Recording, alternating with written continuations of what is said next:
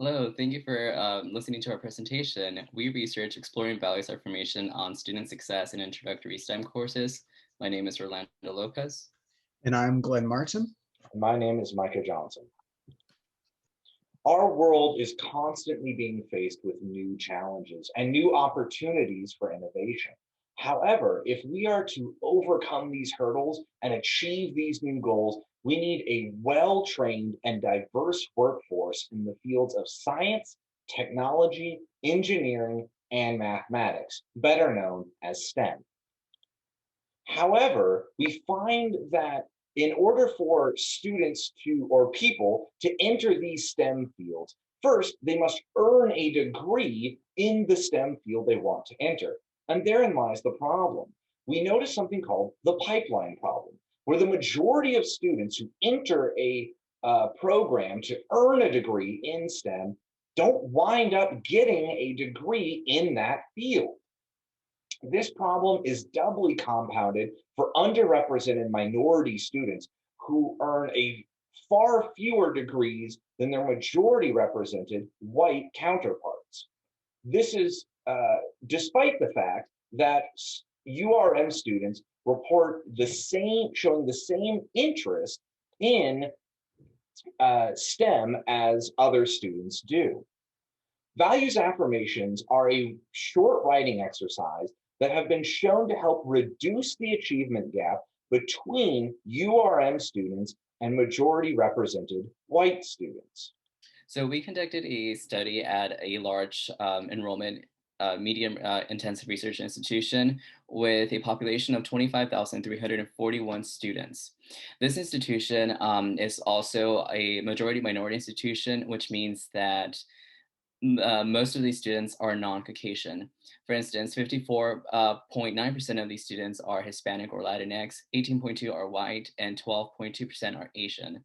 We also learned that 33.33% of the population identify as food insecure, and 59.4% are Pell Grant eligible. Another thing is that we conducted a study in a new learning environment due to COVID-19. Our sample consisted of 111 participants for both summer 2020 semester and fall 2020 semester. Within our sample, 73.9% of the students identified as students of color, 39.6% identified as first generation students, and 64.9% identified as cisgender women. During the experiment, we separated these students into two demographically matched experiments and into demographically matched experimental and control groups. We asked them questions about their gender, first generation status, GPA, ethnicity, age, and major. We also gave these students two surveys. One is known as the Energy and Matter Survey that assessed the students' ability to trace matters in dynamic systems and cells. And the second survey was to assess students' attitudes about learning biology. So based on the literature, we developed two research questions. Our primary research question is, does performing the values affirmation test reduce the achievement gap between URM and non-URM students? Our second research question is, what is the impact of doing the values affirmation task on final course grade or attitudes about learning biology? So a little bit more on values affirmation. So we split these students into two groups. Experimental condition, the students that were in this condition were asked to choose 2 to 3 of their most important personal values and write from a list of 12 values and write 2 to 3 paragraphs explaining why these values are important to them. In the control condition, we asked the students to write the same amount and to choose from the same list, but we asked them to select their least important personal values. And this is the list of 12 values that we ask these students to choose from for the first writing assignment. And that is being good at art, creativity, and etc. The second values affirmation task, we added 4 more values, that is curiosity, school spirit, nature and environment, and online social networking and or gaming. All right, so now we'll go over the results by the research questions. For the first research question, this is for the results of whether or not performing the values affirmation task reduced the achievement gap for URM students. And so we saw that there's no significant difference in the experimental and control groups for final course grade when looking at only URM students and non-URM students, right? And if you look at the figure to the right, we see that the y-axis has the average course grade, and that the x-axis is the categories for whether or not they were non-URM and whether or not they were in the experimental group. And if you look at both URM for the experimental and control, you can see that they weren't that different. And the same is true for non-URM students. Now, we also saw that non-URM students had significantly higher course grades than URM students, right?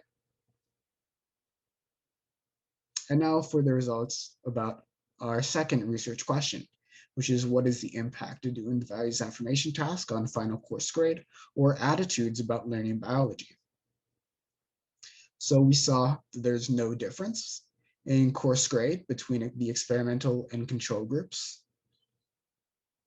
And we also saw that for the values affirmation task, those in the experimental group had significantly higher post-course attitudes in real-world connections, enjoyment, and effort. And at the bottom of those attitudes, you can see a representative item. And for example, real-world connections was, I think about the biology I experience in everyday life. Now, we saw that attitudes were in the same attitudes you saw on the previous slide, real-world connections, enjoyment, and effort, were significantly correlated with course grade, positively correlated, in fact.